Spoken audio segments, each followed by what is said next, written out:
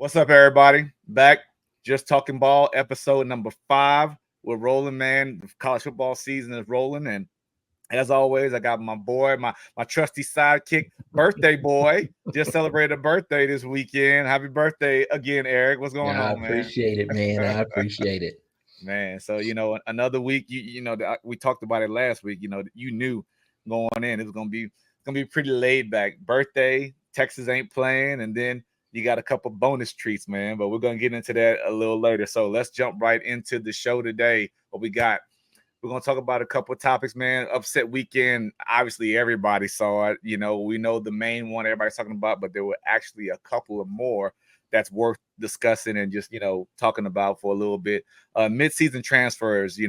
Eric and I, we talked earlier about this and kind of talked about that's becoming a trend, but it's kind of winding down. But just giving our opinions on it in general, and we're going to talk about some other transfer things, and then what we're mad about. We're going to preview the Red River Shootouts coming up this weekend. We're going to recap the Kansas-Arizona State game. And we got a special guest, another Jayhawk legend, Brandon McAnderson, man. So be on the lookout for that coming in the show later on. And then our predictions and our games to look for, man. So let's jump right into it, man. How was your college football weekend?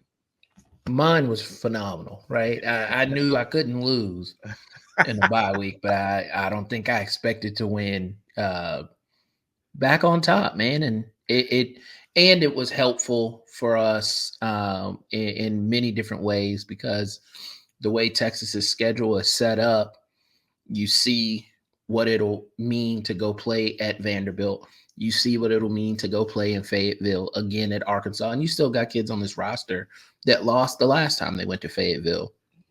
So just kind of seeing Florida emerge again as maybe a team that some people thought they could be early on in the season. So the end of Texas' schedule is tough. And it's a lot tougher than people thought. But I mean, it's unpredictable, to say the least. Just unpredictable as far it is and it isn't, because here is the thing. And now that he's not coaching, and you can find Nick Saban across various mediums of the media, and just to hear him talk, and you see all this release footage of how they coach and how they prepare, and et cetera, and it just kind of shows me that if Texas is truly the number one team in the country, you go to Dallas and take care of your business. You come home against Georgia and you take care of your business. And then you can go, you've got to go on the road in some of these hostile environments and continue to take care of business. Remind me again, it's Kentucky, Lexington, or Austin? Austin. Okay. Florida's in Austin. Uh-huh. So have to go to Vanderbilt, have to go to A&M. Isn't that funny what a week makes, a difference a week makes, that you even we knew now. We knew the what you mentioned. I know what it'll be going to College Station at the end of the year. I think the only thing, and what would potentially throw a new element into that game that maybe people aren't thinking about, that should potentially put it on their radar, because their schedule is kind of favorable now. They've gone through some of the hardest parts. Is Texas and Texas A&M could have implications for who plays in the SEC championship game, for who's seated where, or entry into the college football playoff. And I can tell you this right now. That'd be glorious. I can tell you this right now. And 12 years is a long time. We'll talk about some things that we kind of talk about, how time flies, but time also moves slow in some aspects too, because I don't think very many people in the world, one, because it hasn't happened a whole lot where the Texas and Texas A&M game is played, where there are title implications. But I don't know if the world is ready for that, for Texas and Texas A&M to play in a game that means something more than pride. And pride is plenty. Don't get me wrong. Pride is plenty. Yeah, no doubt. When those two schools meet, but to play with some legitimate implications. I and think for it to be renewed, and that's the first game that's of the the first renewed game. rivalry. Yeah. And they whined and whined and whined, so they got it at home, and they still ain't happy about that. Nothing's good enough, just whine. Well, So I will tell you, talking about upsets, I want to talk about that game, and I know you got a game to talk about, but Texas A&M played Missouri, and Missouri was, I ain't gonna say heavily favored, but obviously, they were favored, undefeated, top 10 team, and been playing well. And I'm telling you, from beginning to end, A&M was they were on it, man. And I mean, some people, Missouri fans, will argue about the officiating early on. Every time Missouri hit a big play, I will say it did happen like that. I'm not saying it was because of the officiating, but every time Missouri did get a big play, it got called back for something. Play more discipline. Sorry, Missouri. I mean, that could be a little more, something else behind that. But no, I mean, Texas A&M did a good job neutralizing Luther Burden early. The other Theo Weiss, with the blanket. I don't know. Yeah. And then there were rumors after the game that the Missouri coaches did that just to try to get him riled up, that he didn't even do that.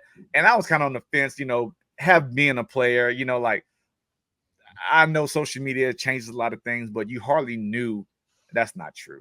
But it's hard to get in someone's room. You know what I'm saying? Like, you don't know what they could be leaving. Well, I thought if anything, I thought the hotel would have been in on it, because it is a harmless. Yeah. It would be a harmless thing to do, and the hotel may do it. But then you think about from a hotel perspective, well, I was like, it's probably not them, because if I'm Missouri, or if I'm any other SEC school, exactly, that has to travel to College Station, exactly, I'm not staying there. Exactly. Yeah. So now you think about my business, you think about profit, you think about all that. So yeah, I totally believe that. But hey, I love, do what you gotta do to get your players up. I mean, if that's me, I'm believing everything they're saying. I'm riled up, and I mean, you're like Michael Jordan. Once he did that, I took it personal. Yeah, that's exactly it. And it happened to me my junior year against Colorado. We go stay in this little town outside of Denver called Westminster, about 30-40 minutes outside of Boulder. And this is coming off the year I had, my breakout game, National Player of the Week, roasted Colorado. And there are paper pictures of me with my face and a bullseye all over the hotel, on every door, everywhere we go in the hotel. So obviously they at least tell the team this is where they're staying. And to Colorado's credit, they did. I thought it motivated me, but they hit the bullseye that week, but I got the last laugh the next year. But anyway, but yeah, A&M, man, came out, and I mean, they hammered Missouri. They dominated them. They made Missouri look like they wasn't a top 10 team. And being objective, I thought the 12th man had a real impact. I don't care. Once they started believing, that's a terrible name for a fan base, but to their credit, I like the 12th man. They showed up. Yeah. And that's what you have to do. You heard Kirby Smart, talk about the game out in Athens and how he was disappointed in the fans because they didn't affect the game. And you know me, I've been a Texas fan all my life, and I've been in DKR for a long time. And what it is today and what it used to be, night and day. Yeah. We now know what it is like to affect the game and have a legitimate impact on the outcome. So, it was great. I mean, I'm talking about and butt whipping. I have a buddy of mine who's a big A&M guy, and I messaged him, and I had a few. I have an ex-teammate who played there, played free safety for him. I have a childhood friend who went there along with her husband, and I got a buddy of mine that grew up here in Killeen. That's all terrible people, I'm sure. They're actually great people. But I mean, I told them, I said, don't blow this. I mean, and they responded. It was a good time. I was an A&M fan, but yes, that was my upset that caught my eye besides the other one. What's your upset? Oh, Vanderbilt for sure. I watched it with a keen eye. Like I said, I always want to know what it's like to see a place that Texas has to travel in. It's funny though. We text. Yeah. I said, "What's about to happen?" And I told you, I said, "There's no way, right?" Because you just have the the Alabama of old And they've stuck done it in so your many times. brain. Yeah, they've done it so many times too. Yeah. And you just see, that they're going to rise up and they're going to run the ball down their back and all that. But to Vanderbilt's credit, Diego Pavia's a gamer. And those kinds of players and those kinds of kids scare you because just the lights come on, they're different. It doesn't matter how they played against. I think they lost to Georgia State, and then they played Georgia tough or Yeah, semi it was tough, Georgia and State. Yep, it was Georgia State. and then so what I thought was funny, and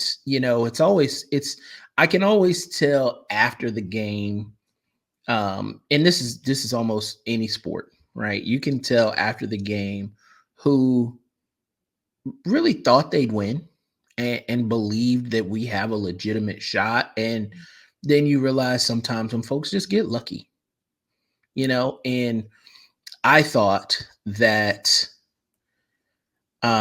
Vanderbilt had a chance, thought that they had a chance to win. And somebody's like, why would they ever think that? Well, it takes a lot. You do all the production work for this show. So you know that it takes a lot to cut clips, load it, save it, all this.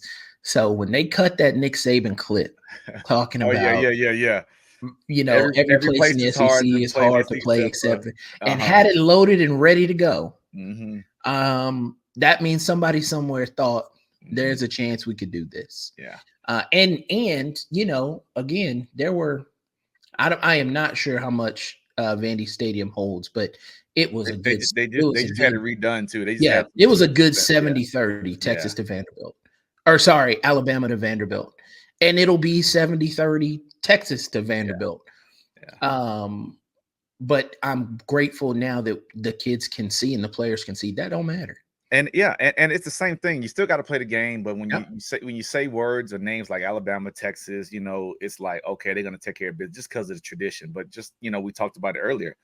Alabama is in the same boat that Texas, I say, was until they're proven in the SEC. Like you talk about the Big 12, you're gonna get everybody's best game in, week out. So Yep. like you can sleepwalk and you can do it, and you've gotten, I'll say, fortunate, recovered, and gotten the win. But like you let a team hang around long enough, they're gonna start believing, they're gonna start doing things, and that quarterback, and to his credit, Vanderbilt really had nothing to lose as far as like, yes, it's a conference game, but Yeah, they were, I think, 0-60 against, was it number 1 ranked teams or top 10 teams? I can't remember, but number like, 1 ranked teams. yeah. So like it's and it was another stat about them against top 10 teams. So like it was, why not? Why not them? Let it fly, let it see. Now I also know what it's like to be on top of the world as a player 1 week, and then you come back and you lay an egg or somebody humbles you, and like this quarterback, gave his story, and that's fine. He's got stuff I saw on Instagram where he's got all of these potential NIL deals now, and he talked about how he begged his home state team he wanted to be a Lobo all his life, and they didn't want to have nothing to do with him, and this and that. Yes, that is a program win. Congrats to that coach staff, because I have a good buddy on that staff I talked to. But like, you still got a good rest of the season to play, and if you don't show up or win anything else, they're gonna be like fluke. Like it's just that can't be the end all be all. Yes, let's talk about it at the end of the season, but it's like this dude's like he just escaped. I don't know, like Alcatraz. Like nobody said we could do it. Top of the world, Kevin Garnett. It's but I mean, they got it, and a lot of people in the last 15 years, they can't say that they beat Alabama. Oh, So no. yeah, Oh, so no. congrats to them, and that was a major upset. I'm upset. I mean, that shocked the world. I watched the first half, or I watched the remaining of it. You're waiting to watch the Kansas game, and it's funny how people can have no stake in it, but because Alabama's been good, I can't stand people that be like, I'm tired of them being good, because I know what it takes to get to that point of like the work that has to be put in, and that's not an easy feat. So when you're operating like that, that is something to be said. But people are clapping for Vanderbilt. Half of them probably didn't know where Vanderbilt's located, what state it's in, but it's like, oh, I'm glad Alabama lost. Why? I'm just tired of them winning. I'm gonna get out of here. I'll tell you what, and the one other thing about it that makes my heart smile is because people forget, time changes everything, but Texas fans get a really bad rap for being, pretentious and, if a coach doesn't do this, they're gone. Well, and they are. Mm-hmm. And because of the investments, because of, how much people pour into the program. But if you guys want to see a toxic fan base, let me introduce you to the Alabama Crimson Tide. We might need to play that clip you shared with me about the call in. Yeah. Where the man said losing. He said, now, Kalen DeBoer is like coming in, catching your wife with the neighbor, He said, I can't trust you. Yeah, but I can't trust you.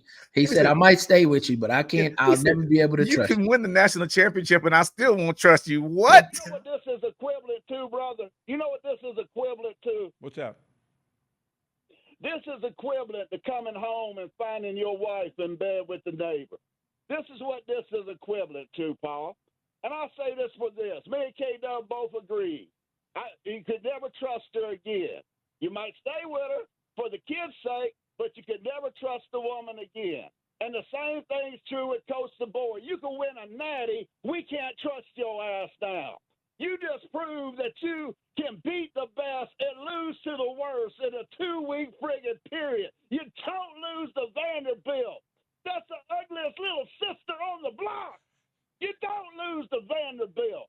You just don't friggin' do it. Funny, yes, but yeah. So that was big, man. That was an exciting weekend. Eric and I were talking. I think going into Monday or Saturday, I don't know. Or Monday was probably the start of 55 consecutive days of football. So strap up, man. It's gonna be fun watching all that. So moving on, man. We're gonna briefly touch on all this mid-season transfer stuff because it's picked up, and obviously, if y'all have watched these shows over the year, you, Eric and I, we have different takes on it. I'm really coming from the program standpoint of being, rug being pulled from under you, and these kids are, transferring for selfish reasons, not really like what it's there for. If it's, problems at home, if you and the coaches don't see eye to eye, or, you're not getting any, it's just, I don't know. Anybody can say what the reason is, but I know today they announced they shrunk the window on the transfer portal as far as the amount of time from 45 to 30 days.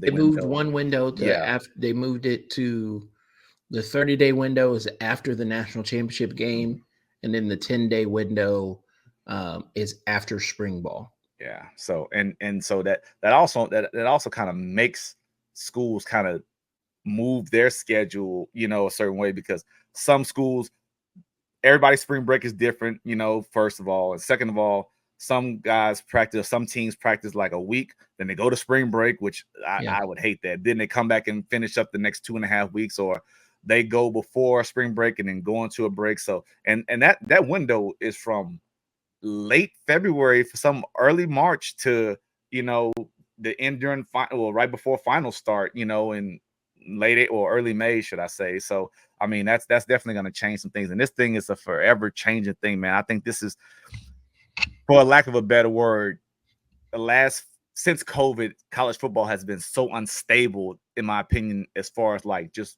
what to expect, what is going to happen. Yeah. And I mean that with change. Yeah, there's change, but it's still so unstable, because what was last year is not what's this year, or what's not, so, and then there's more to come, because they're definitely gonna get a grip on this whole, NIL, staying, transfer, and and that's a talk for a whole nother show, man. But what's your take on the whole mid-season? Well, I think and this will tie into what I'm mad at, so we'll probably be able to just put 2 and 1 here. Is I don't know why the quote unquote adults in the room are so hesitant to do a model that we've already seen work, right? You're getting rid of now the national letter of intent, and you're moving to this model of, well, kids are just going to sign scholarship agreements, whatever. Like you're creating these pockets for the game to stay dirty and folks to be able to cheat, when there's a really simple solution. The NFL has shown us this, right? You want to pay the kids? Okay, pay the kids on a per game basis. This is how much money we're sharing with every athlete. You get X amount per game. Cool. If you choose to transfer in the middle of the season, cool. You get the games you played. If you don't play, now I don't owe you anything. So that'll cut down transfers. You hone in on these transfer windows. But when you do that, you got to be fair to the programs that are competing, because right now, the haves, if you'll call them that, the coaches that are preparing for a college football playoff and all that, they're at a disadvantage. Mm-hmm. Because other coaches are out recruiting or hitting the transfer portal or doing these things when everybody else is working, so now you've disadvantaged. So now I've got to, either divert money and staff up this personnel department, or I've got to blur a line here or there so I can still keep in touch with these kids and do this and do that while staying focused on the ultimate goal, which is winning. So I just feel like it's a low hanging fruit. It's a easy win for the sport. And we just make it way too hard, where we could legitimately pay these kids what they're entitled to, allow the schools that have to do more, because that's life. And as long as we're in America, capitalism is a thing, and that's the system that's going to rule. So yeah, if Texas can spend more money than Georgia Southern, they should. Yeah, no doubt. I mean, why they have that's why they have a bigger stadium. That's why they have, I mean, it's just it's A, B, C, D. It's just the whole regulation on how they're doing it, and that's something that's another year or another whole discussion on. Like, yes, I'm not against paying them, but there's got to be some loyalty on the other end too. I'm not against paying them. I'm not. It takes me right back to the beginning of last year. Like, the Blitnikoff Award winner is at one school and he's doing just fine. He just leaves to go to another school. Why? Just because it's a money thing. Where me as a coach is like, we got the Blitnikoff Award winner coming back another year. Now, if you go to the NFL, that's one thing. But when you until you stop the coaches from doing the same thing. Yeah, I don't think that's the same thing. I don't, because you know what? So the coach that I chose to play for and invest has the opportunity to better his situation, better his family situation, and if that means uprooting and leaving, he's uprooting and leaving. But that's I don't get that same. That's across the board, because it's been like that since you started playing football. I think it gets blurred when you try to play on both sides, because you know what? If this player is not performing up to what we projected to him to play, 9 times out of 10, you can't just fire the kid. It's college. You can't just get rid of him. If he's not like getting in trouble with the law, you can't get rid of him. But if a coach is not doing what he's supposed to, he's gone. With the way kids are wired today, and I went and had some conversations, maybe did a little more digging after you and I talked about it last week. But essentially there's no mechanism where, okay, David, I'm pulling your scholarship, you got to go. But the way these kids and their parents are wired today, all I got to do is tell you, I don't see where you play. And they'll run off. And they're going to run off. Yeah. They're going to do it on their own. So you don't even really have to. I don't know that you ever even have to have that mechanism. And I can buy that. Yeah. And even if you don't, right? Because again, let's say I'm a fringe kid that the coaches took me on as a project and thought maybe I would develop into something, but I'm not. And now they have to recruit over me. Some schools at a place like Texas can do that. Mm-hmm. Right. And they'll spend the money. You'll be a preferred walk-on, or you'll be this, you'll be that. And they'll find a way to make you there, and cool, fair game deal. Yeah. That's a win-win for everybody. And it's so much. And like I say, there's so many, like you said, you mentioned pockets of, or loopholes, if you will, and I do, to an extent, I do agree with the whole transferring, because the coach that made me feel a certain way, the coach I believe in his philosophy, left. That is, but I think, as you listen to me rant more and more, I think it's just more of the motivation of it. When there's really no cause, it's just greed, and that kind of takes away from the whole pageantry and or like say. But everybody's greedy. Everybody. Well, yeah, but I mean, I like I was just saying from a coach standpoint, like, you're building your team and you're counting on this kid, like, he's fine. What does he have to complain about? He's got his NIL. He's the Blitnikoff Award winner. Hey, coach, think I'm gonna go to California and play for USC. Like, like it's just it is. We'll be here all day, but that's fine. We're gonna move on. I just want to point out the irony. You have this opinion about this on the field, right? Mm-hmm. But there are very few coaches in college basketball that are better in the transfer portal than Bill Self. And it doesn't ring the same. But it doesn't because basketball is different, period, because there's so many one and dones. Before all this stuff came about, right? The one and dones was so prevalent. Built like, and that's all college football. Yeah, that's all college football is going to end up moving into. And me as being a traditionalist, I'm hoping it doesn't get to that. But like I say, when basketball started kind of played with that rule, 1 year, or then no, he can be one and done. That ended the whole thing. We used to talk about like the traditional teams where you saw those teams freshman, sophomore, junior, and they built the program. So that's nothing new in the college basketball world. And I don't really flirt in that world, but it's like that's nothing new. So you add NIL and money, that's just legalizing what they've been doing. You know what I'm saying? Hey, get off my J-House, dog. Don't keep Bill's self-name out your mouth. I'm just saying, I hear a lot about cheating when it comes to you, unless we talk about him. Well, I'm talking about Kansas football. But anyway, so to piggyback off of Eric, that's what he was mad about. You know what, man? I'm not gonna be mad about nothing today. Obviously, Kansas didn't get the job done, but I'm not gonna be mad about it. I actually had a refreshing discussion with a fellow KU alum that we'll get to later on, and made me feel a lot better about things. So I'm not mad about nothing. But I will, since my team was the only one that played, we'll get into the recap of the game. So obviously, Kansas was in Tempe against Arizona State. I think the Big 12.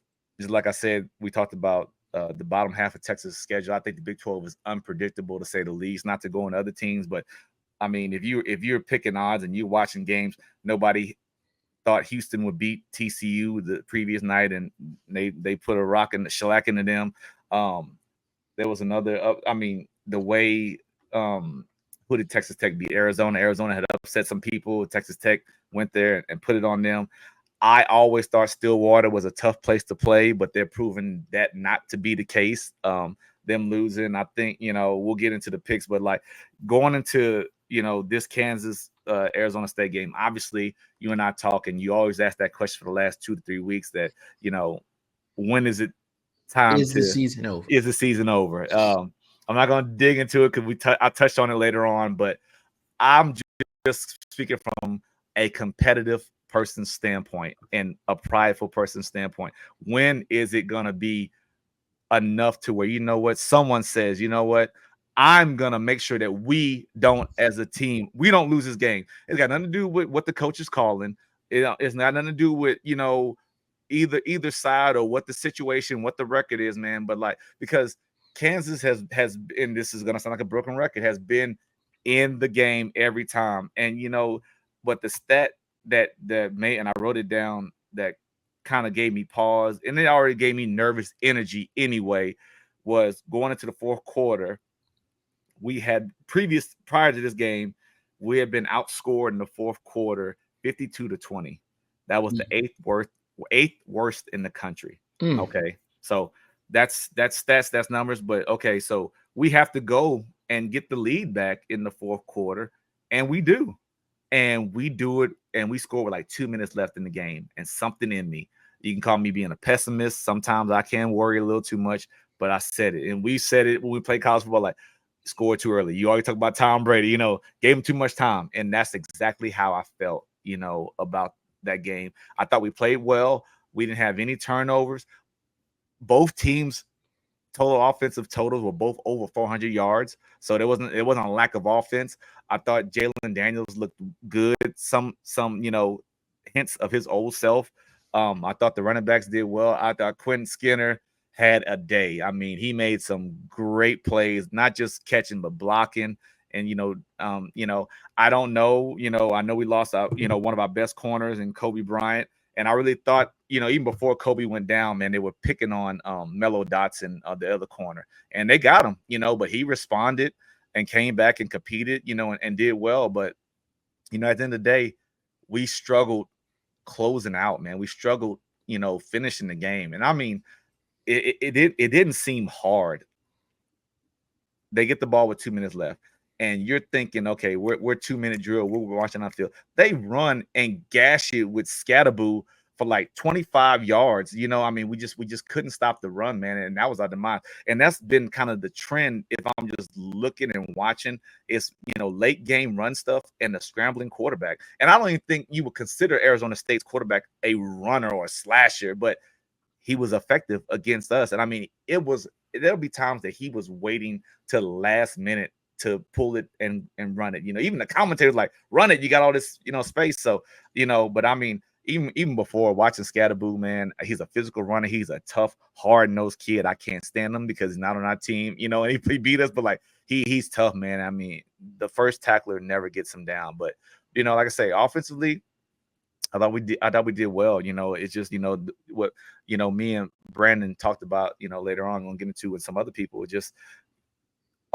we haven't found a way to put all the pieces together at the right time. You know, it's always a letdown somewhere, and that letdown is always at a crucial moment, because you can look at the first 4 or 3 to 4 losses out, you know, in UNLV, Illinois, TCU, you know, West Virginia, that those games were because of a late turnover. Now it's flip-flop this week where we just had to hold on and stop them, and we couldn't do that. You know, like I said, we have 0 turnovers, and we go up late in the game and, you know, drive down. So, and I think this is the catch right here. This, you know, I mean, Q Skinner had a day, man. And so, you know, I don't know, you know, we've got to figure it out. You know, there's 6 games left in the season. I think you got to take the approach of new season, 1-0, right? Yeah. Win 5 of the last 6, you bowl eligible. You know, tough. I mean, in no particular order. You know, you got Kansas State, you got Colorado, you got Baylor, you got a good physical BYU team. I'm leaving somebody else, Utah, I think. I'm off of my memory and I can look at it, but yeah. So I'm not going to harp on it. I think we're okay. We're in a bye week this week. I think this is a much needed bye week. I think it was ordered by God. You know, I mean, we got some injuries. Our quarterback of the defense, if you will, Cornell Wheeler, you know, he's been banged up. He'll come back. I don't know the status on Kobe Bryant. I don't want to speculate. I hadn't even looked to read, man, you know, because he looked like he was in pain. I don't know his status. Die, a nickelback. He left the game banged up after getting an interception. So, you know, we've got some old linemen that need to just heal up. You know, typical mid-season, you know, bumps and bruises on that side. But as far as offensively, we're pretty healthy. So we really got to, you know, heal up on the defensive side of the ball, man. So we've got Houston. You got 2 weeks to prepare for Houston. You got them at home. I mean, I don't know what much more you can ask for. Houston was the worst team in the Big 12 until we took that slot. So, you know, now we're the worst team record-wise in the Big 12. So, I mean, I don't know, man. That's all I got, man. It's still. So I don't care. Got 2 questions. It's still rock chalk. I don't. Last question. Yeah. Season over. I'm not ready to say it. I'm not ready to say it. I'm not ready to say You're it. insane. I'm not ready to say it's over. Over as far as like you're not going to be in a bowl game. Yeah, because here's the thing: once we're not making a bowl game, there's not this pile of money for the school and the program, because when you're at a place like Kansas, those things are still really impactful. Yeah. So you're going to go all out for those. So once you lose that opportunity, okay, I'm thinking long term. Now that you expand on it, okay, in that sense, if that's the stance of is the season over, I think it's severely fractured right now. Yeah. What point? Because when there's no chance, it's a step process, right? Because once the season is over, now I'm not really thinking about this year anymore. I want to prepare to win, and I'm gonna go through the motion, I need to start getting. Yeah, but I think that process. I think that process is different everywhere. From school to school, I think that process is different. I think it goes to, you know. I won't even go to the cliches of playing for the seniors, but it goes to just the relationships with the kids and where the culture is. Maybe let me ask the question in a different way. But you said no. You said it like as far as postseason. I won't say. When do you start playing for next year? In my opinion, I think you ease into it when you know there's zero chance of a postseason. So after you lose whatever the next game you I lose think is, yeah, then you because start to play for you next you've year. got 6 games left. You win 5, you're at least bowl eligible, and that could be whatever bowl, but you're at least bowl eligible. So you know what got to I'm saying? lose 2 more. So after the second loss, yes, you start playing for next year. Mhm. Okay, fair enough. Yeah, but I mean, I see what you're saying about as far as postseason. It's severely fractured right now. It's Well, you would be. I feel like you can, and I'm putting maybe my thought process on. I'm projecting my thought process onto you, but I feel like if Texas were in this same boat, and comparing the talent and the conferences, that would be the equivalent of having Georgia and Alabama and Tennessee on your schedule to end it, but you've already lost to Vanderbilt and Kentucky, and but then I go on and I run the table and I beat these other teams. Yeah. For me, I end up in a worse off place. I'm more upset. Yeah, we talked about that. Because then you talk about what the season should have been, or what took so rather long to than figure it out. what could have or should have been, rather than what it was. But you also know as well as I do, when you have program wins like that, that saves, and that kind of softens those earlier losses when you do beat the Georgias and Alabamas, even though you lost to maybe a Vanderbilt earlier in the year. And even to go even further into detail, like I say, every situation is different. And you've been in Austin your whole life. I've been around football my whole life. I've lived in Austin, 6 years, but I'm still there often. 8 wins is a bad season to y'all. Where we are program, every place is different. So people on suicide watch if Texas only wins 8 games. It's the worst thing in the world. I still wish I had a video camera just to show the lapse of when I went to that Kansas game 3 years ago, and Kansas jumps out on Texas. It empties. I don't know where these people go, and then Texas comes back and ties it up, and the thing fills back up again, and then it goes in overtime, and then it's kind of like, Kansas. So funny. That's the game that instituted Texas now has a no reentry policy. Funny, right? See, that's crazy, and we never. But what's funny about this for me? That. What's funny about this for me, and I'm superstitious. So this is almost kind of like, some Kansas person somewhere sold their soul. Say, I'll give you whatever you want so we can win this game. And now that spirit has come back. That spirit has come back to collect, and boy, you talk about Texas fans. Did you hear what he basically just said? A Kansas fan had to sell their soul in order to beat Texas. Boy, I tell you what, whatever's in that Kool-Aid in Austin, boy, I might take a sip one day. Now I'm not ready to right now. Give me a couple weeks, you might drink it out of the national championship trophy, my brother. We talk about I will show up for that because it's ball and it's at the highest level. But yeah, so that's it, man. Like I say, no stats, one game. We need to get it going. We're gonna take a break. We're open. Moving on. Big week for E. Tell me about it. You already know. If you don't know, better ask somebody. honestly,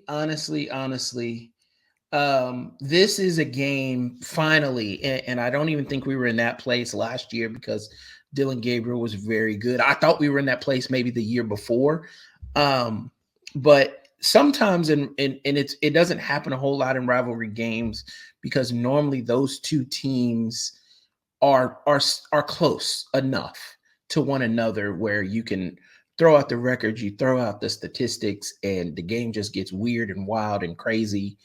And this year more than one I can remember in a long time, Oklahoma needs the game to be unbalanced, because if we play our best and they play their best, it's a blowout. If we play our worst and they play their worst, it's a blowout. If we both play even, it's a blowout, because Texas is in a much different place from the element. No, they just are. And this is, it's one of those things where I don't even it feels good. I don't even have to be cocky about it, because it's any objective person would get to the same conclusion. When we look at our offensive line versus their defensive line, when we look at their offensive line versus our defensive line, when you look at quarterback play, when you look at the skill positions, Texas is in such a better place right now than Oklahoma is. So Oklahoma needs turnovers. They need kids to play, not only play above what they've played at all year. You need Texas kids to underperform. And that's not an enviable position to be in, because as a Texas fan, I've been there before. Yeah. And with Charlie Strong as a head coach, we've been there. And one year it happened. We needed Oklahoma to play terrible and us play our best game of the year and them turn the ball over a bunch and all these weird, crazy things to happen. And they did. So I don't even want to say that it can't happen. It's just unlikely. Because everyone is a senior laden team. Texas is in the enviable position of I can't think of a time a staff has been together for 4 straight years at an elite program, right? That has experienced some success. So everyone is rowing in the same direction, playing it for a common goal, and they're pissed. They're mad about last year. Yeah. And this is a team that made the college football playoff, and they said they didn't achieve their goals last year because they lost 2 games that they shouldn't have. Yeah. And just watching that game, I talk about it, with you, and I mean, it was a back and forth slugfest, but I mean, on the play that ultimately won it for Oklahoma, man, this kid sat in the pocket. This is the play right here, sat in the pocket. I mean, at the last minute to find that kid wide open with 16 seconds left. But I mean, it was a great game, and I mean, I don't know. So you tell me. So at that time last year, Texas 3, Oklahoma 12. This year, Texas 1. What is Oklahoma ranked? Are they even ranked? 18th. Okay, yeah. So yeah, 19th AP. Yeah. So, we'll see. I don't know what it doesn't normally happen when there's this wide of a gap. Like I said, normally that doesn't matter in rivalry games either. Yes, no. It does when there's a gap like this. I know, but you said it, you mentioned it, you kind of alluded to it where, you've been on both sides of it. And at one time, I can remember at least one time where it was those things have an outsized, and it went the opposite. But those things have such an outsized impact because we still talk about the I think the only rivalry I'm familiar with where the worst, and this is just what the numbers say, where the worst team has just as good a shot as the better team is Alabama-Auburn. That's the only game where talent hasn't really ever been equal, but Auburn wins just as many games as Alabama. Every other game, mostly those years that teams are supposed to win, they win. In Oklahoma, Texas, Bob Stoops will be the first one to tell you the teams that should win generally do. And for a very long time, Oklahoma as a program was in a much better place than Texas. And now that has switched a bit. And I look for Texas to, I'm superstitious. So this gives me the heebie-jeebies. And I didn't say this last year. I didn't even say it the year before when Texas won 49-0. Mm-hmm. But I really look for Texas to drop the hammer, win the game, and go on about their business. Mm-hmm. I look for Arch Manning to play midway through the third quarter. Nice. I sincerely just look for this team and where they are right now to just come out and just take care of business, because if you do that, you can absorb some mistakes. You can absorb some drives that don't result in some points potentially. But Oklahoma, they just have to, and it's coming off a bye week, so don't get me wrong. Anything could happen for both teams. Yeah. And I know for a fact Texas is going to do some different things this week than they've done in weeks past this year. So you can anticipate some of that from Oklahoma too. But at the end of the day, it's going to come down to kids making plays and guys winning their matchups. And when that's the case, given where the rosters are at this point, I like Texas's chances. Quinn Ewers, you talked about you look for Arch Manning to be in the third quarter. You expect Quinn Ewers to come in off the injury and just pick up right where he left off, be more polished than he was last year. He'll probably turn the ball over. Yeah. He'll probably turn the ball over. And provided that they don't score off of that turnover, I like our chances. And I was worried a little bit that Oklahoma would get some receivers back potentially for this game, but they just dropped the Wednesday injury report. Three of their starting 5 wide receivers are out. So so now you look at Texas being able, I can probably play some man coverage. I probably can blitz the brakes off you. It's just, this would be one of the ones, not only because Texas #1, Oklahoma 18, but just how far the gap is between the two schools in this game, talent-wise.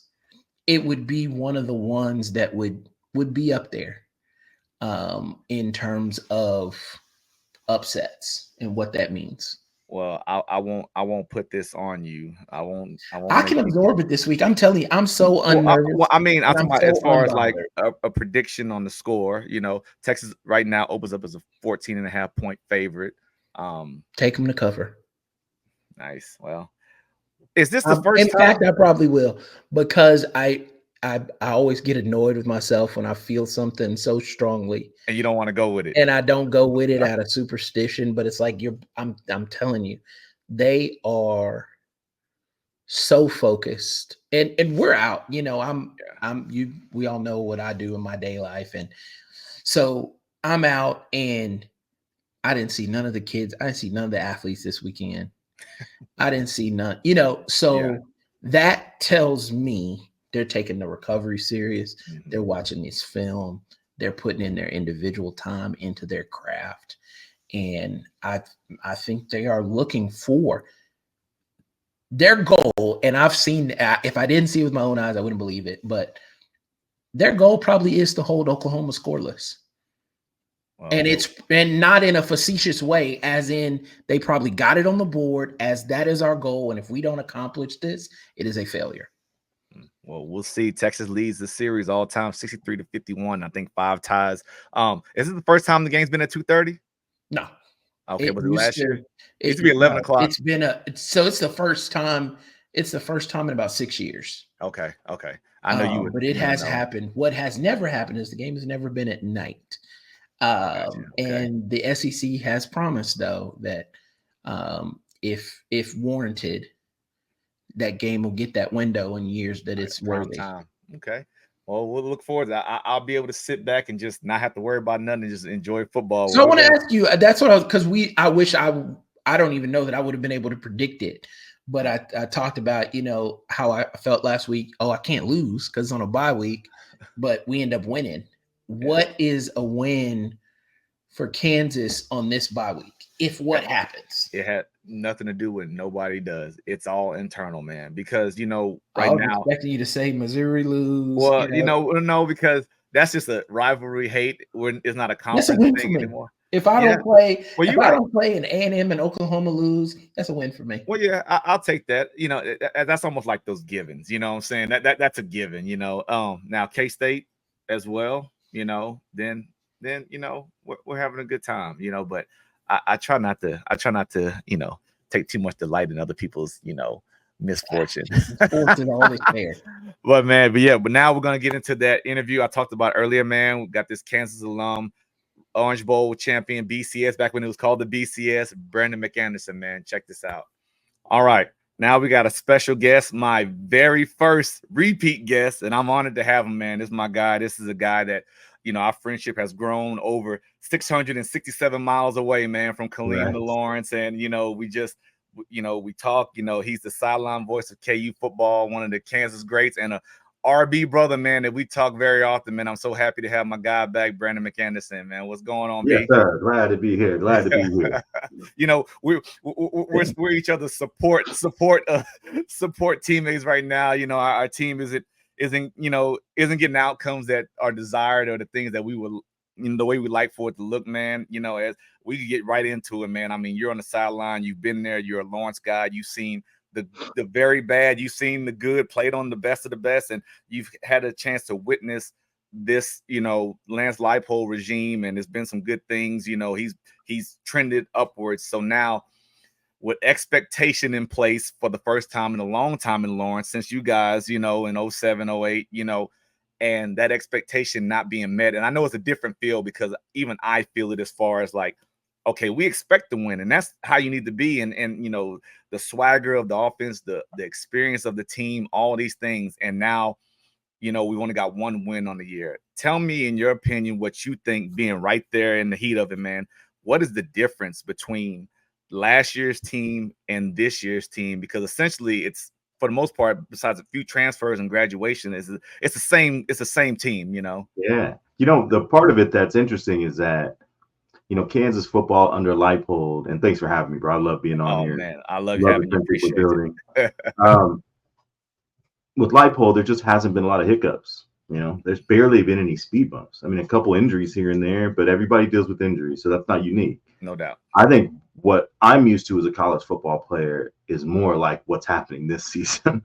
Like winning college football games is hard. No doubt. And there are 100 reasons that someone could point to as to why we're not winning or why the expectations have not been met. But the bottom line is that games aren't played on paper. And that no matter what your expectations were coming into the season, no matter what you thought about the pieces that are around, college football is an exciting sport. Mm-hmm. It's also a dynamic sport, meaning, you don't really know what's going to happen. There's really not an explanation for Diego Pavia coming from JUCO to New Mexico State to Vanderbilt to beating Alabama. Like, you couldn't explain that to someone in one sentence. Right? College football 100%. Doesn't make sense, right?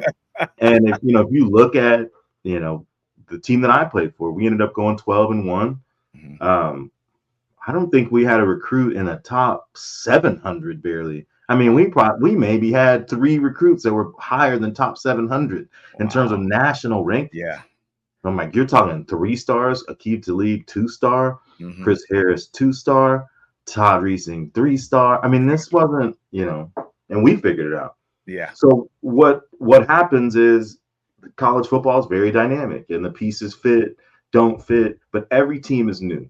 And I think that our fan base had to relearn that every team is new. Yes. The team went 6-6 initially. We won 6 games. Mm-hmm. We won 5 games. JD got hurt. Mm-hmm. Bean came in and got us over the hump. Bean had some good moments. JD came back, was awesome in the bowl game. We're like, oh yeah, let's get this thing rolling, right? Well, we start the next season, JD gets hurt. Mm-hmm. And then it's like, again, like, how do we survive this? Yeah. Bean's like, I got this. Yeah, we found a way. We keep winning, then he gets hurt. Yeah. It's like, oh no, we got to put, Ballard comes in, plays well. We almost win that game. Bean comes back and play well again. We win a bowl game. Now it's like, well, if I'm calculating JD for 12 games and the offensive line is going to be better, we got so-and-so transfer. Look, we got senior corners, but man, once you get out there, none of that matters. Like, nobody is looking at that and got to play.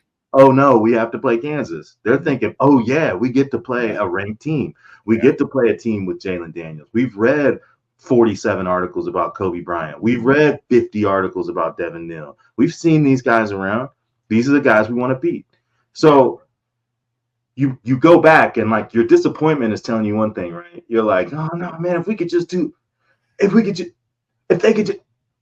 also, that is not how college football works. This isn't a one-size-fits-all solution. Like, it doesn't matter how you feel about the coordinator. How do you feel about execution? Mm-hmm. Like, are you watching every play and seeing which 11 players are doing what?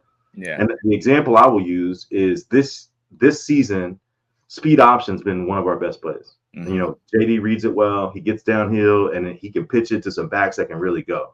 We ran speed option 3 times last game. We blocked it wrong twice. And First quarter, second quarter, and they were negative plays. Yes, they blocked the pitch key on both of those plays. Mhm. Now, is that bad play call? Is that bad execution? Is it a common? It's a combination of things. And I think that is what college football is. And I think that is the reality that hit all of us smack dab in the face, is that it really is, at the end of the day, about execution. It's about when the play is there to be made, who is making it? You know, someone's making it. And too often it hasn't been guys in Jayhawk colors. Yeah. Now, this past Saturday, it was. Yeah. You know, that third and 4 that Devin Neal got right before the touchdown to JD, that was real. You talk about what felt like, what's the difference between this year and last year? I thought the opening touchdown for JD felt like last year. I agree. And it felt like last year because it was a 22-yard touchdown. He didn't get touched. But what was noticeable was Quentin Skinner was blocking like this was his last day on earth. And I'm not saying that there's any separation with effort. I'm not going to sit here and say that I've seen Q Skinner give less than 100% effort, because that probably would not be true. Yeah. But what I did see was like, oh, I remember this. Like the collectiveness of their success. It felt like that. Like, oh, it's 2nd and 10 because they guessed right on first down and blitzed us. It's 2nd and 10. We're backed up. We need something. Daniel Highshaw breaks a tackle, runs through 2 people, gets 12 yards. We're back in business. You know, it's 2nd and 10. We didn't get anything on first down. They throw a swing to Devin Neal. Devin Neal gets 17 yards. It just felt like every person was building a wall to success on offense. And it felt like that from the beginning of the game to the end of the game. What's interesting is that the defense has had many games like that, where it was the defensive ends, the defensive tackles. Maybe it's the linebackers one week. Maybe it's the corners. Maybe it's the safeties. But they were all building their wall. But honestly, like we've struggled on defense without Cornell. We just have. Yeah. Like we've struggled tackling. Before Cornell went down, we had not given up an explosive run. Yeah. So I think one of the big differences is this team, for whatever reason, has not been able to get every facet of the team playing well at the same time. Yeah. And that's continuity, that's coaching, that's peer leadership. It's everything. So it isn't a simple answer. And I know sometimes that can be frustrating, and this is a super long-winded answer. Oh, it's all good. A lot of those things, to me, have all contributed to what's going on now. And you know, you hit it right on, man. Whether, you know, everything you said, you know, like when you went back to saying, you know, execution and blocking. Well, you know, not to insult anybody's intelligence, but even me, you know, even though I've coached, I don't know exactly how it was drawn up, how Kansas scheme, or what they're trying to do, how they're trying to reach, how they're trying to combo. So, you know, people just look at it for face value and say, oh, that's a terrible play. You don't know that, you know, you don't know that, you know, and then, you know, you think about just how you talked about, you know, it hadn't all come together. And, you know, I'll extend that to say, and it's all shown up at the end at a crucial time. You know what I'm saying? Yeah. Like as bad or as inefficient Kansas played, they've been in every game. You know, they've been in every and been in the league, you know, and I'm gonna tell you, man, you know, just watching that, we go up with 2 minutes left. I still had a feeling, just because of the way the tone has, not to be pessimistic, because, you know, you want to get that next win. You want to get that win so bad. You're like, oh, you know, and you know, just something happens, and, you know, everybody, like, say there's no answer, because we go with no turnovers, and, you know, offensively this game, you know, that was the big gripe before, you know, we keep turning the ball over. Turns the ball over at a crucial moment at the end of the game. So that wasn't the issue. You know, we had to let down, like you said, somewhere else, and it caused our demise. With 17 seconds left, they go up to take the lead. So I think, you know, you hit it right on, man. That was a great answer. I don't care how long it was. People need to know, because you're right there in it. You played it. So it's like, this is not a guy that just, oh, he's a journalism major and he just reports what he sees. No, you've been there, man. And you, as you use the term building the wall, you know, you've been a part of that, man, going from, you know, where Kansas wasn't relevant to being on the cover of Sports Illustrated and being relevant and being a BCS team, man, and beating a great Virginia Tech team, you know. So like, I just, you know, I wanted to talk to you just because, like, say, you and I are similar, man. We played there, you know, we have a love for it, you know, even though you more than me being a Lawrence guy, and just, you know, you're there and, you know, you're on the sideline, and it's just, you know, like you say, potential is one thing, you know, on paper is another thing. Like we talked about the Vanderbilt Alabama deal. Just you got to still show up. You still got to show up and play. And in Kansas case, I think people, like you say, it hadn't been much hiccups, and for some reason the grace is not there. The grace, you know what I mean, where we lose 3 in a row. Oh, time for basketball season. Oh, I knew this was Kansas football. I know you hear all that stuff. I saw an article in the Daily Kansan about, Coach Leipold is loyal to a fault. Just all kinds of things, man. And I understand this is the world we live in. Everybody's got a platform, everybody's got an opinion, but I mean, I just, it is frustrating. And like you said about, from last year to this year, certain things you saw, in Tempe was starting to feel like last year, starting to look like last year. And I felt the same way, the way JD was slinging it around, the way, the running backs were running downhill, making people miss, being patient. Q Skinner had a day, the Grim Reaper was out there sacrificing his body per usual, making, toe drag catches and things like that. So, man, I just, I'm the same way. I know it's there, but you still got to show and prove, so it's just an element of, I'm an optimist, so I'm always going to be optimistic, but I feel really good about what the offense did and the way that they did it. And now, come off this bye week, hopefully you get Cornell back, and now you've got, that run defense that was so reliable to start the season. I think that just helps everyone. When a team can't run the football, it helps everyone. And, there's still going to be challenges, right? You still got to go out and make plays. But I think it's been a big piece to not have your lead communicator. I mean, that's essentially missing a quarterback. Yeah, exactly. We that's think the guy same way. Your defense. So I think it's been a big loss. And I am excited for him to get back into action. If he gets back, we don't know any statuses or anything. So hopefully he comes back after the bye week. He's been a big loss. But I think that the guys there have put themselves, we can gripe about the defense, and there's legitimate gripes about the defense. And I don't, last game isn't a great example because they couldn't get stops when they needed to. But they've pretty much been able to get stops when they needed to every other week. Yeah. And there's other end. You throw West Virginia in there for certain. They couldn't figure that out. But that was a game where the defense played pretty well for a majority of the game. So I think that this team has been pretty much as good as we expect it to be. They just haven't been able to win, and there's been a whole bunch of reasons why. And you can pick your favorite, but they all have contributed some percentage. It's like the soup recipe, And it may not taste coriander, but it's in there. Like it's had something to do with the end result, And I like the punt team. Like punt coverage has been out of nowhere. It's been a huge issue. Yeah, and it's just like I said, it's been just one separate thing. And like I said, it's tough, it's tough. Yeah, and you're right, man. And like you say, it's played good ball, been in every game. You can make a strong argument for the record being flipped. You know what I'm saying? And we're in position to become bowl eligible, but that's not the reality. And, at the end of the day, when most people look back, all you look at is the win-loss record. They don't really look at how and why, what played in. And you and I talked a little earlier being, the competitors we are, it's something in you that say, okay, our back's up against the wall.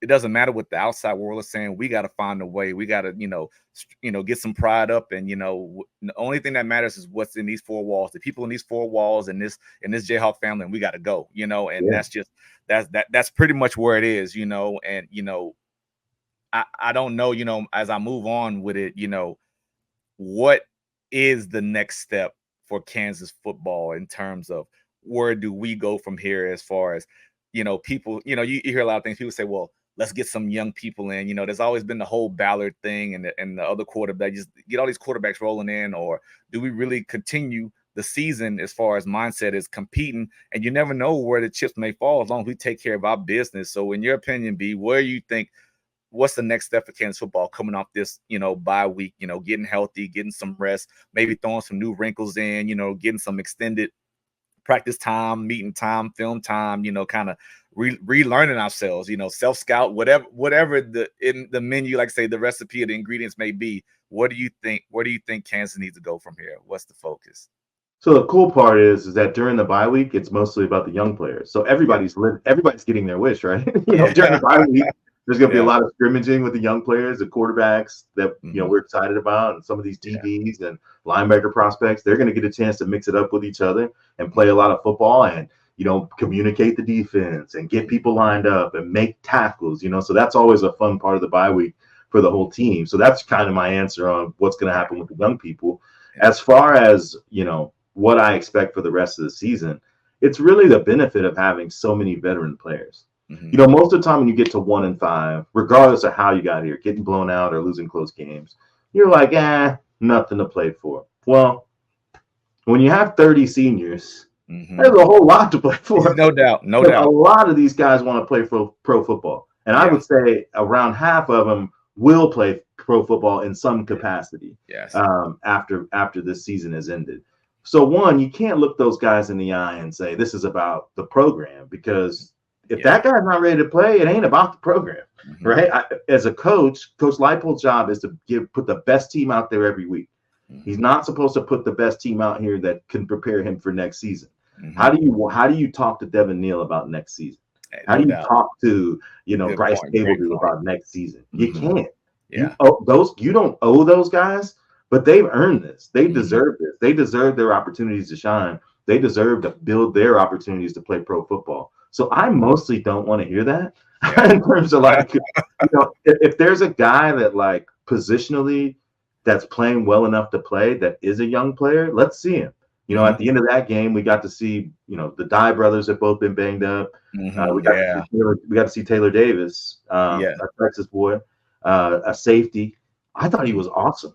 I thought he was playing with some physicality and some speed. I thought he was running. I thought he played fast too. I did. I really did. Yeah. He was noticeably playing well. He got his shot because of injury, but looked good in the opportunities. Yeah. And I know he's not ready. You got to stay ready. You got to come in good. Jalen Todd was already knocking on the door, and he's a true freshman who's not going to redshirt. He's already played in every game on special teams. Yeah. Big physical corner from Detroit. He got a chance to play late. Made it a couple tackles. Got some big time speed. For me, I'd love to watch him play, but that's only if he's the best guy. You know what I mean? So, we've gotten to see By Job, the transfer from Michigan State. I believe he's a redshirt freshman.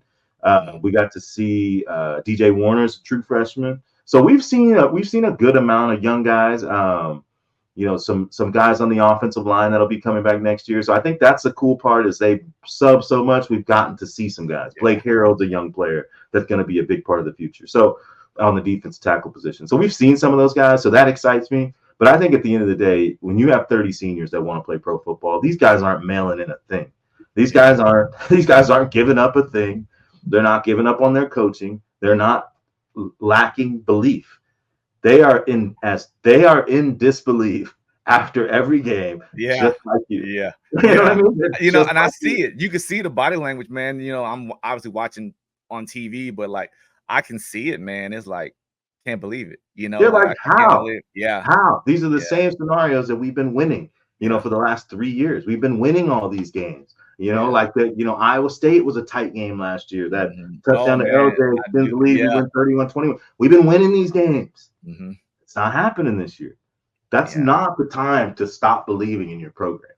To me, fan disappointment is what it is. Yeah. And as a Mangino alumni, we don't care about anybody in the building. And I've never been able to shake that. So I don't care if you come to the games. I don't care if you talk negative, talk positive. It doesn't matter. It's really about the 105 guys in that room. Yeah. Everybody outside of that room, we accept your well intentions.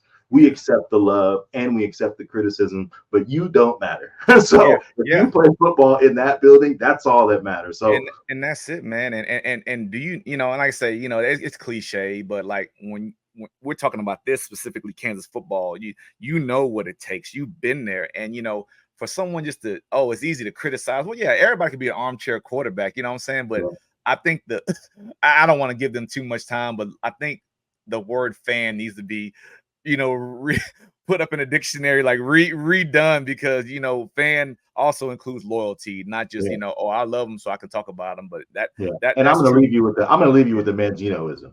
Yeah. So Mangino, you take on the mentality of your coach. Yeah. Mm-hmm. And Mangino was a guy that got criticized in the media pretty much continuously, for sometimes his physical appearance, sometimes his the way he interacted with people, whatever. Yeah. He never thought it was fair and didn't care. Yeah. So a lot of his energy was like, yeah, I'm not worried about that.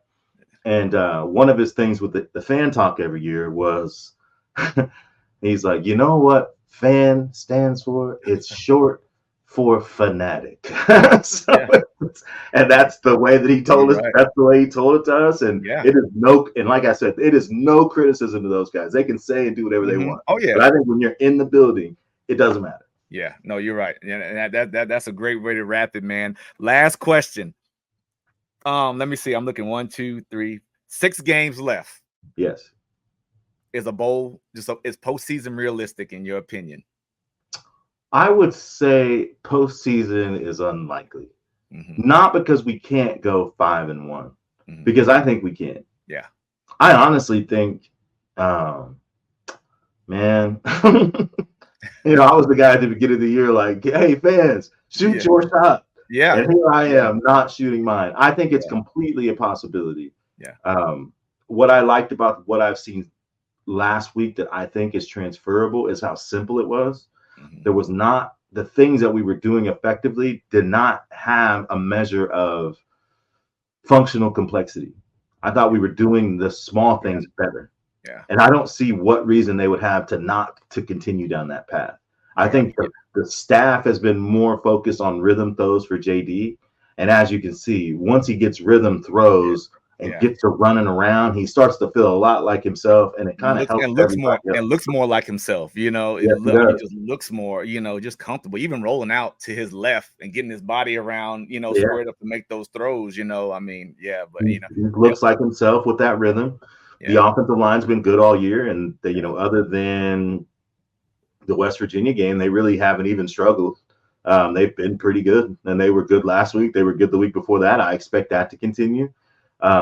You know, Skinner got off the snide and got going. Boy, you know, hopefully LJ gets off the snide and gets going. That's 3 guys. So then you're looking who hasn't got it started yet. Tight end. Maybe they can get the tight end going in rhythm. Get, you know, Cardell and Casey more involved with touching the football and blocking. So, like, to me, the offense is, if we can get a rhythmic JD that's moving around, getting rhythm throws, he's that guy. He's the guy we thought he was, and there's no doubt about that. Fully capable, fully capable. You get Cornell Wheeler back, and now you have a rush defense that you know, those inside runs that are getting 7 and 12 yards are now getting 2 and 4 yards, and that means you have a better chance to defend the pass on known passing situations. If you look at, you know, they did hit Marvin Grant on a 3rd and 5, but you look at the other passing routes, they were early down throws, first, second down throws. So you get that linebacker presence back. You can start to snuff out some of that run, shorten those down and distances, cut down the quarterback runs. Stopping those quarterback runs. I think, like I said, when we get Cornell back, that'll be a big bonus. So I'm looking at it like, why not? It's a veteran. The other piece you asked about was, you know, what should they do moving forward with the roster? We know the roster's old. We know they want to win. We know they want to play pro football. They are going to be motivated. Like, think about a guy like Dylan Woodkey, who went to Youngstown State, played 4 years, has 1 year remaining. Why does a guy from Youngstown State come to Kansas? He comes here to play pro football, to put himself in a position to play pro football.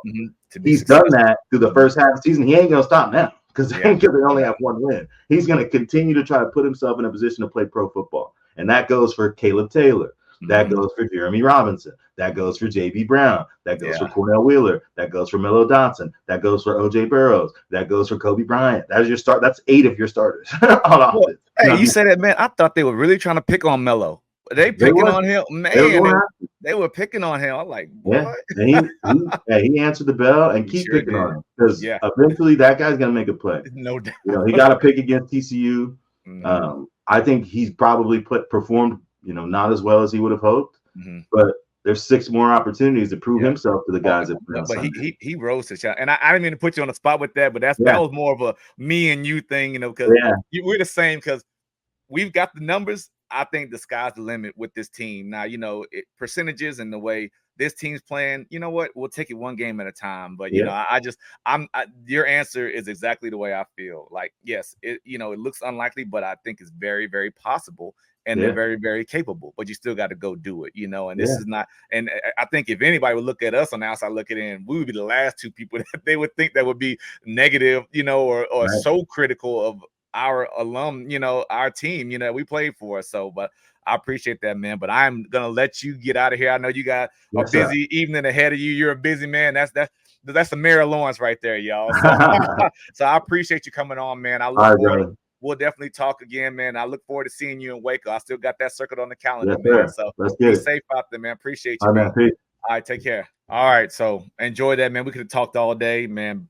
B-Mac, is on the sideline. He is a Lawrence guy. He is invested more than anyone I know currently. So, I mean, whatever he says, man, I take it as law. It's gold, man. So we're going to move on as we wrap up on these predictions. And we'll talk about how we fared last week. And, man, I still got that crying Jordan because it's rough. I mean, 1-5, for my picks. So we're just gonna measure winning percentage at the end of the year, or what? That's fine. That's Okay. fine. We could do that. It's not that far off, but two game difference.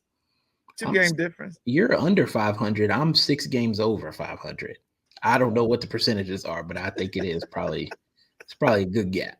Well, I mean, and just sometimes you need those tough moments and challenges to make you a better man. So I'm here. I'm here for it. So yeah, we not to go through all, but you see, like, I mean, not you can call it upset. I just didn't see Houston, beating TCU. I didn't see West Virginia beating Oklahoma State.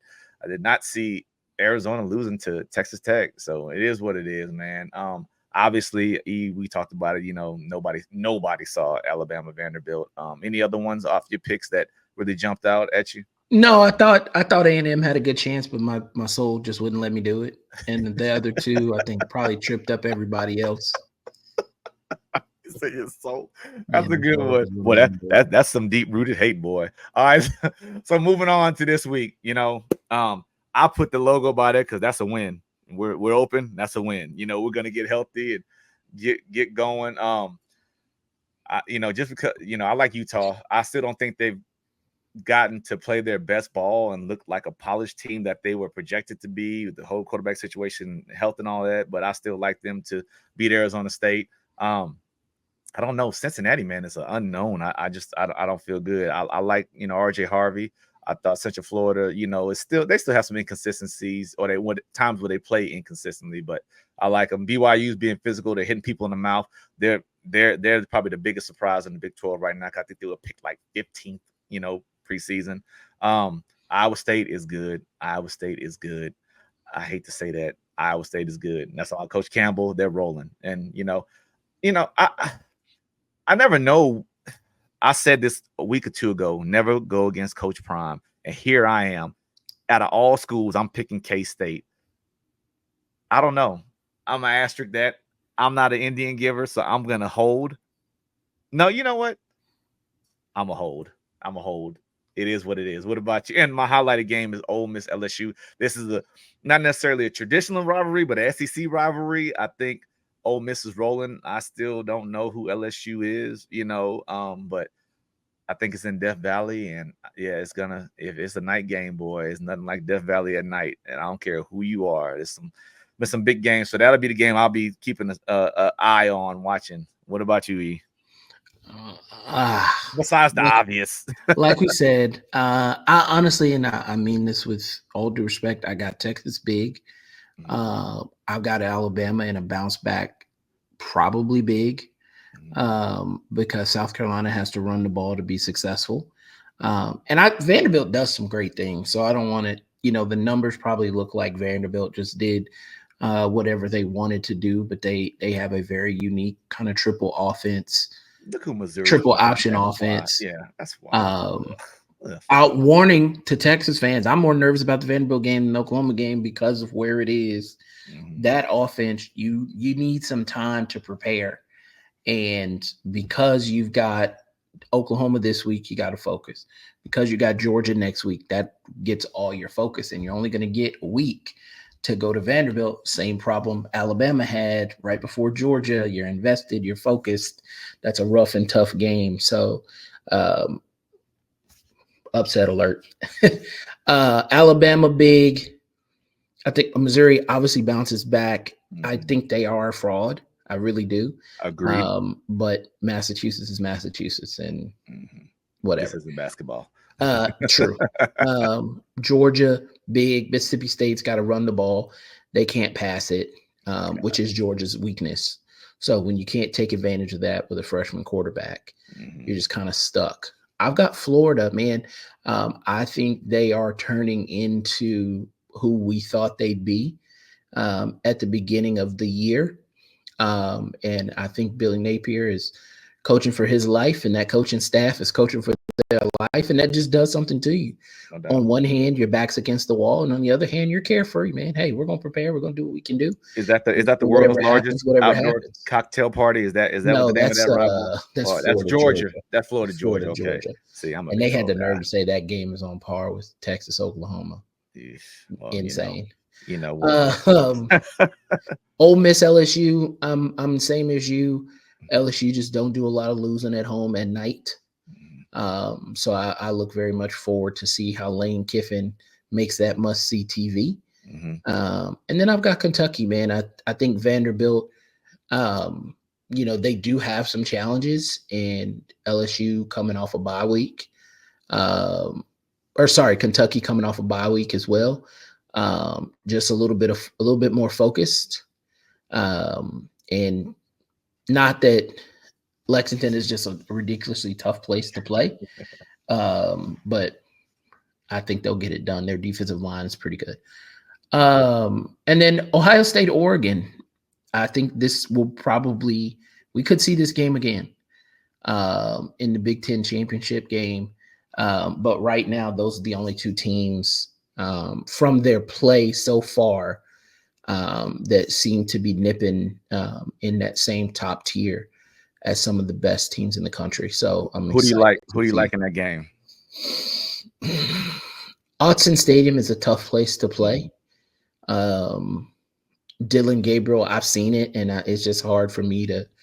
I've seen Will Howard, I've seen Dylan Gabriel both in person, and I like what I saw from Dylan Gabriel a little bit more. But I think Chip Kelly is finding something there, and he's playing to Will Howard's strengths, and Will Howard is getting a little more comfortable in that system, and they're making a little bit better decision. The hard thing for me in picking that game is this is both of their first time playing real tough competition, right? So you don't know who's real, who's not.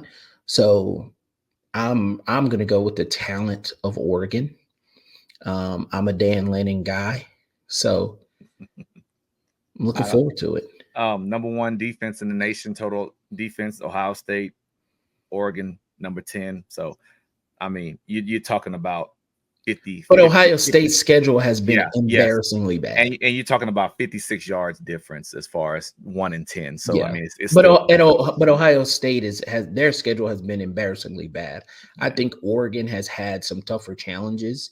They've had maybe some of their weaknesses pulled into the light a little bit more. So they've probably had a better opportunity so far to work on themselves and cover up some of their deficiencies. Ohio State hasn't had that yet. So can they, because those things will get exposed on Saturday. No doubt. So can they absorb that and still sneak out with a win, or, do those deficiencies end up costing them the game? And I truly believe Ohio State still has a lot to prove. Oh, I mean, they have a lot to prove, but those fans are just as bad, right? In terms of, they have thoroughly felt like, losing that Michigan game, even though they won the 11 other ones, even though they've gone to college football playoff, even though they've played for national titles and lost, granted, Ryan Day has to win this year. They have invested thoroughly and heavily in that staff and in that roster. And honestly, I think it's fair, because you're looking at somebody's like, well, how can he be on the hot seat? And I think he's got like a 78% win percentage or something like that. Not higher, not higher. And I said, well, you know what? It probably is higher actually now, because that was a year-old stat. But I said, I think when you give a guy everything, 87.5. Yeah, when you give a guy everything, and they can't get it done, you just have to know when that's that. The year Harbaugh had everything, he won. Yeah. the years Nick Saban and Kirby Smart had everything, they won. Yeah. One could argue this year, well, we don't have a strong running game, but Steve Sarkisian has the best roster he's ever had. What do they do there, right? So I kind of like to see if he doesn't win this year. I do think I think they nudge him out. I don't think they fire him, but I think they start saying, well, we don't care what you do. To end the show on, you talked about Harbaugh. He threw a shot out when he was still at Michigan and said, just because you're born on third base, don't mean you hit a home run. Absolutely true. So yeah, and that's a thing. Yeah. So it's I'm excited for it, man. That's it for the night, man. I appreciate it. Before we do go, man, I do want to mention something that's very dear and near to me, and I know you as well because you know him. Today is the 3-year anniversary of my best friend David Brown passing, and if you've noticed, I have a picture up here in there of him, and that's him right there, man. I mean, known him since I have a hoodie to honor him, man. Known him since I was 12, 13 years old, man, and it has been a brother to me, a friend. I mean, it's you've had a chance to hang out. I mean, you've been with us, First person, probably the only person ever bullied me into a drink, man. He's one of a kind, man. So we just want to dedicate this show to D Brown, man. We love you, man. So with that, shout out to him, Naya, the boys. Oh yeah, that's the fam, the Brown family. I know what it feels like on these days, and we with you. Oh, we're thinking about y'all, man. We love y'all, man. So as always, rock chalk. Praise the Lord and hook 'em horns. All right, see y'all. Hey, see y'all from Texas.